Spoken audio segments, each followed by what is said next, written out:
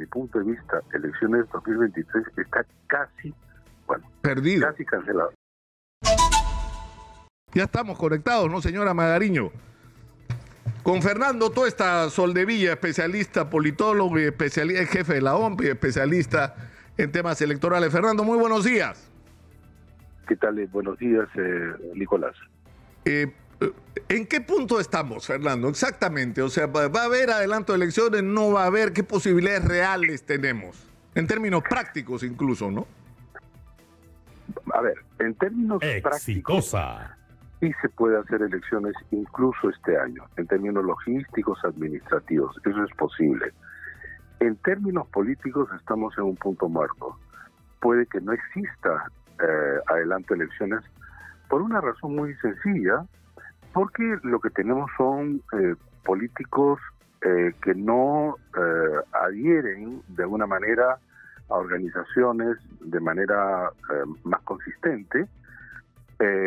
Solo por decir un dato, para los que escuchan tu programa, cerca de 40 congresistas dejaron sus bancadas desde el 28 de julio del 2021. Entonces no hay una adhesión a lo que la bancada pueda decidir. Hay bancadas que ya no tienen una relación directa con las organizaciones que postularon. Y por lo tanto lo que puede decir un partido no necesariamente es lo que la bancada decida. O sea, prácticamente el 30% de los congresistas podrían calificarse, como en algún momento se les llamó, tránsfugas, ¿no es cierto? Que entraron por un partido y se fueron a otro, ¿no? O crearon otro. En realidad, Nicolás, el término transfugismo era un fenómeno que estaba acotado a un grupo relativamente pequeño. Ahora el fenómeno es de los quienes se quedan, ¿no? En una organización por mucho tiempo. Eso es casi al revés, ¿no? Ahora la fluidez de los parlamentarios, los políticos en general, es muy alta y por tanto sus adhesiones bajan. Si las adhesiones son bajas, entonces ahí tienes un primer problema. En primer lugar, no hay cohesión al interior de las organizaciones. En segundo lugar, estos congresistas ya no responden, por lo tanto, a intereses más colectivos, sino intereses meramente particulares. En tercer lugar, no hay incentivos para que ellos se vayan. Vale decir, no hay reelección, no hay compensación económica que ellos puedan decir, bueno, acá en adelante ya no perderé como yo lo tenía pensado. Y por otro lado, ellos pierden estatus, poder, relaciones, en algunos casos lobbies, desde mercantilistas hasta los grupos mafiosos. Entonces, ¿qué les obliga a ellos a votar por adelante de elecciones? ¿El bien común? Eso no existe. No existe, me refiero a muchos. Pero no existe para ellos. Claro, no existe.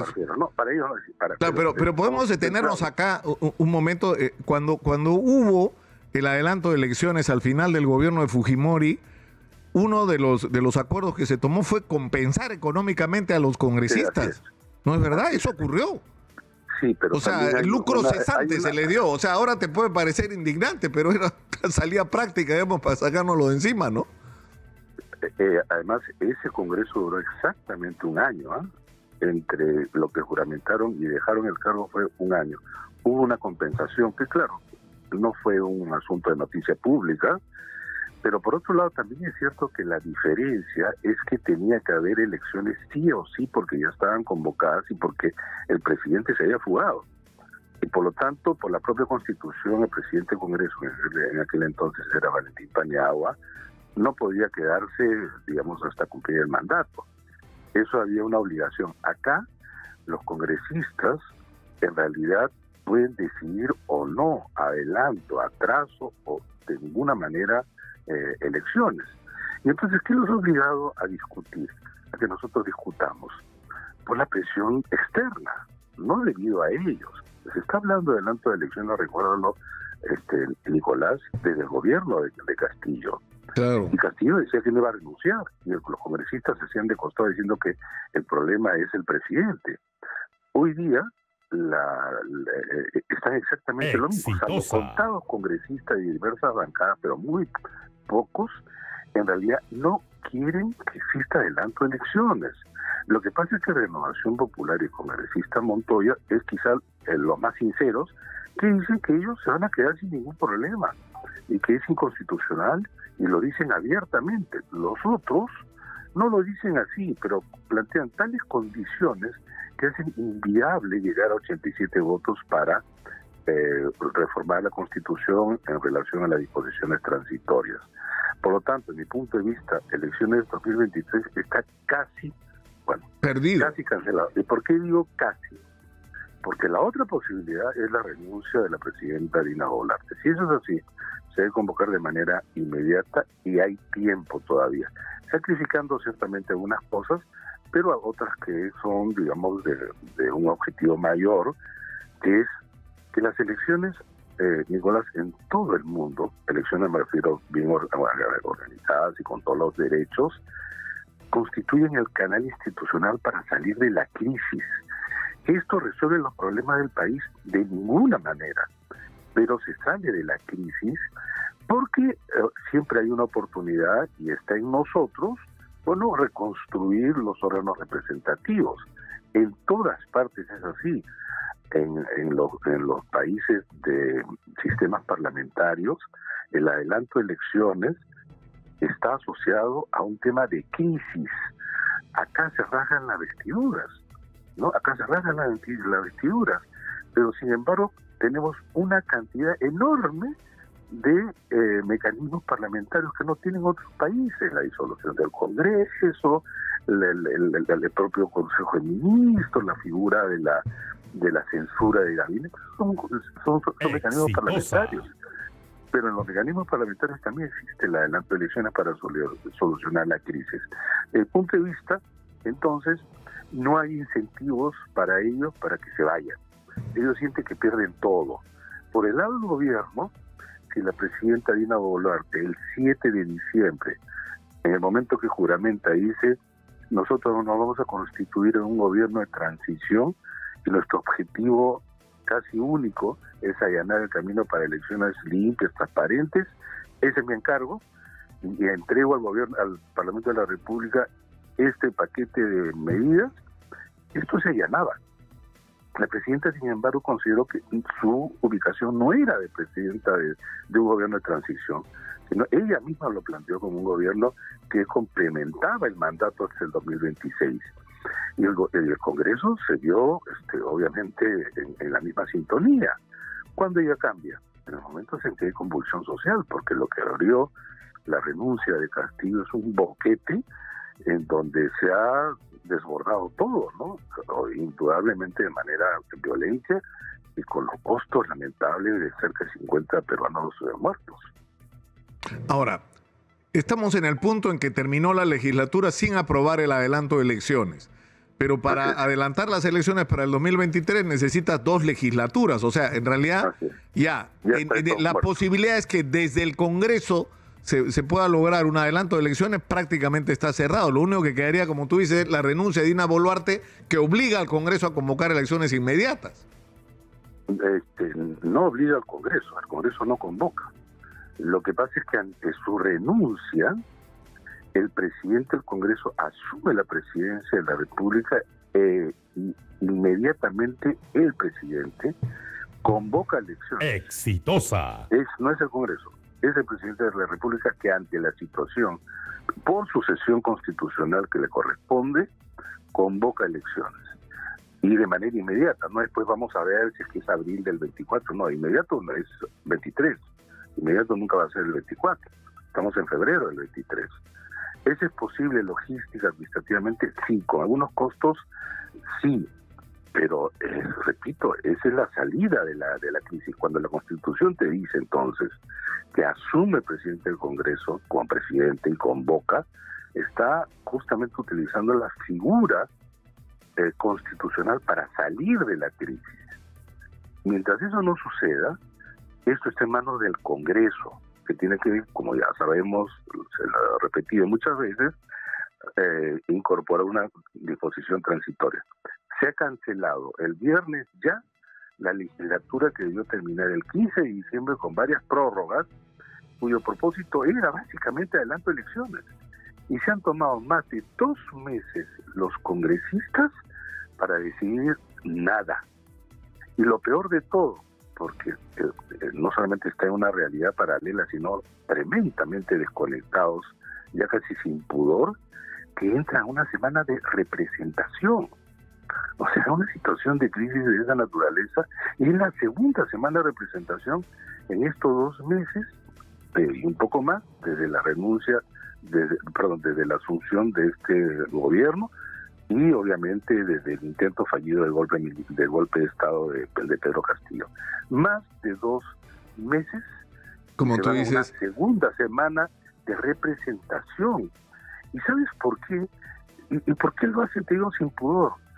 Porque ellos no pierden todo y ahora pueden decir cualquier cosa porque saben incluso que en adelante elecciones no hay reelección y por lo tanto no se juegan ellos más que al contrario. Claro, la opción para ellos, más allá del chamullo, como se dice, político, o sea, porque con la mano en la frente, si no me das la constituyente, el referéndum, yo no... Mentira, lo que quieres es quedarte, déjate de hipocresía. Todo. No es cierto. Saben que no se va a aprobar.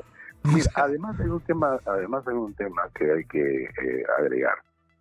De los primeros 9 bancadas iniciales del 28 de julio de 2021, hoy día hay 13, de los cuales se han movido 40 cerca de 40 parlamentarios.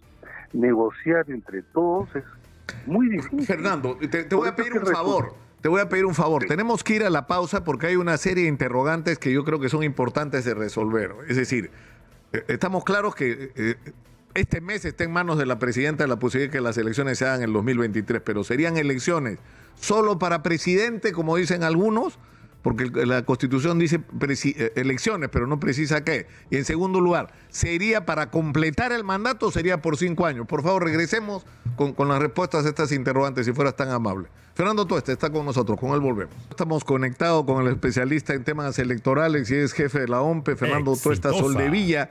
Y tenía 2 interrogantes bien puntuales. En las discusiones, en las entrevistas y en el debate parlamentario se ha dicho ya, si se adelantan las elecciones por la renuncia de Dina Boluarte, lo que dice la Constitución es que el presidente, que sería el presidente del Congreso asumiendo funciones de presidente de la República, está obligado a convocar elecciones. Y no dice nada más, Fernando. No dice generales, no dice presidenciales. Entonces hay quienes se han prendido de esa carencia, digamos, otra más de nuestra Constitución del 93, para decir serían solo para presidente. En ninguna parte dice que se está recortando el mandato congresal. Mira, Nicolás, bueno, siempre tú sabes, y la experiencia de estos últimos años, siempre hay un constitucionalista que va a decir sí o no, y evidentemente ahí puede ser un tema de discusión. Solo agrego lo siguiente. En el caso de disolución del Congreso, la Constitución sí señala de manera explícita que se convoca elecciones parlamentarias para cumplir el mandato. Eso es lo que dice. Efectivamente, en el otro caso, no, pero puede haber la interpretación de que se asume que son elecciones generales de ambos órganos. ¿Y por qué sería así? En el Perú, desde el inicio de la República hasta la Constitución de 1920 con Leguía, había elecciones separadas. Incluso había renovaciones parciales en el Parlamento, con el Parlamento en relación a las elecciones presidenciales. A partir de ese momento, de 1920 en adelante, las elecciones son generales en el sentido que los 2 órganos se eligen en una misma votación, pero que además se relacionan durante todo el tiempo entre ellos, porque existe justamente estas relaciones ejecutivo-legislativo, es como mirarse en el espejo. Vamos a suponer entonces, para que el público nos entienda, que al plantear esto lo que tú dices, que algunos así señalan, ¿qué ocurriría? Imaginemos que las elecciones son ahora en el 2023 y se elige solo presidente, que sería hasta el 2028. Y entonces el Parlamento seguiría actuando hasta el 2026 y su próxima renovación sería el 31. Vale decir, siempre en adelante entonces habría elecciones que no coinciden en el tiempo. Y eso no es posible, porque como repito, de 1920 y la Constitución también del 79 y la del 93, estructuran las relaciones entre los poderes que se miren entre ellos, salvo el caso excepcional de la disolución, que incluso completa el mandato, porque no dice, hay elecciones parlamentarias y cumplen 5 años los siguientes, no. Entonces, esto es así, además, porque, repito, estamos en un caso de una figura que resuelve la crisis. Nosotros somos uno de los pocos países, Nicolás, que tiene hasta 2 vicepresidentes. En muchos países es un solo vicepresidente. En la figura ahora del vicepresidente del 2016 en adelante adquirió una connotación enorme. El vicepresidente en el Perú normalmente era una suerte de suplente a la espera de ingresar al campo y la mayoría de las veces no lo hacía.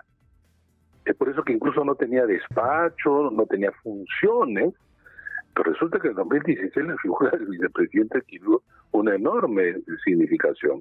Y entonces, cuando el presidente por alguna razón sale del cargo, viene el primer vicepresidente, sale del cargo, viene el segundo vicepresidente, y recién ahí el presidente del Congreso decir, has tenido que pasar por todo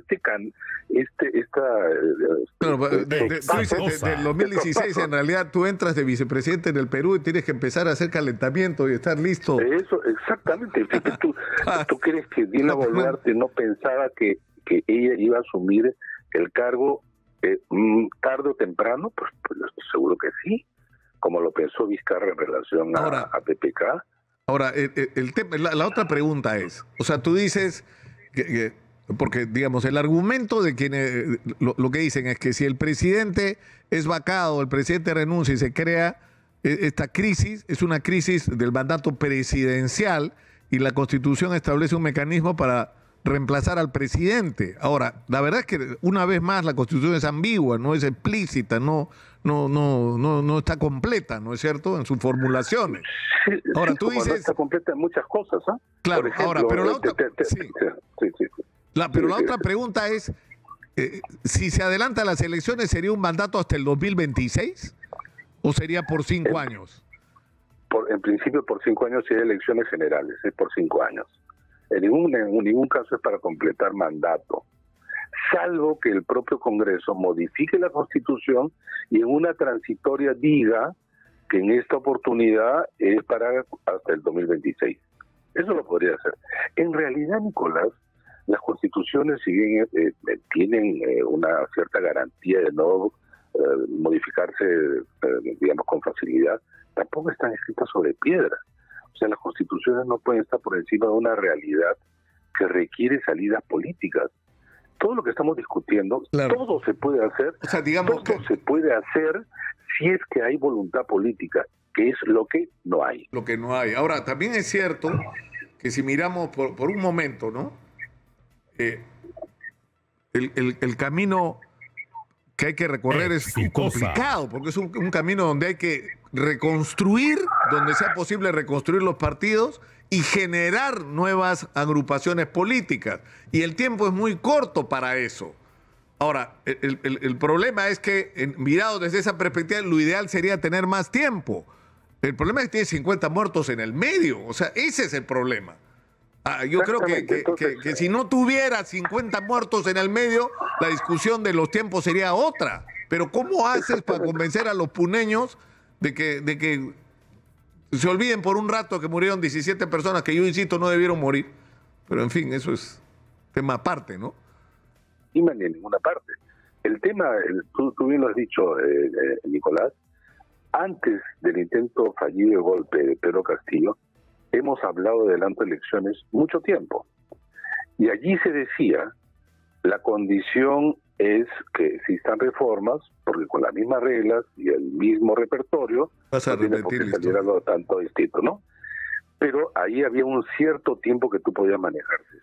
Con el fallido intento de golpe y este gobierno de Dina Boluarte le ha agregado problemas mayúsculos que hacen de imperiosa necesidad justamente salida de la crisis. ¿Cuáles son las salidas políticas? No digo sociales, económicas, políticas de la crisis, aparte de las elecciones. Que se junten los partidos y hablen, pues los partidos están desprestigiados. Que las bancadas se pongan de acuerdo, pues se van a poner de acuerdo porque, como hemos dicho en la primera parte de la entrevista, no existe cohesión, sino división, representaciones individuales, fraccionamiento, es casi imposible. Tercero, que cambie el gabinete, los gabinetes han cambiado en el Perú y eso Claro. no ha llevado a una solución de la crisis. Que la Presidenta de la República diga a partir de ese momento no solamente reconozco que hubieron errores y mi duelo es con aquellos muertos que no deben existir de ninguna manera, pero van a haber responsables que nosotros vamos a... pero de manera real, eso tampoco, ahora ya es insuficiente, Su renuncia y que obligue a elecciones adelantadas es el único camino institucional. Ojo, si es que no se hacen estas cosas, efectivamente las protestas pueden descender como que han descendido, pero van a desaparecer. Lo que se ha creado son mayores problemas. Hay efectivamente cerca de más de 50 muertos que han abierto heridas de un país fracturado como el nuestro, que tiene sus raíces también históricas del 2016 y un cúmulo de problemas que un gobierno tan débil y un parlamento tan desprestigiado, es difícil pensarlo hasta el 2026. Y los perjudicados van a ser todos los peruanos. Bueno, pero en conclusión, y para terminar, Fernando, la única posibilidad realista de que haya elecciones el 2023 es que Dina Boluarte renuncie, y Dina Boluarte no va a renunciar a menos que pase algo excepcional en el camino. O sea que, como dicen en los aviones, amárrense los cinturones porque entramos en turbulencia o seguimos en turbulencia. Más o menos es el resumen. Fernando, te agradezco mucho. ¿Qué va a hacer entonces? Ahí se van a quedar todos hasta ahora. Bueno, así estamos. Bienvenido al Perú. Un abrazo, Fernando. Muchas gracias. Muy buenos días.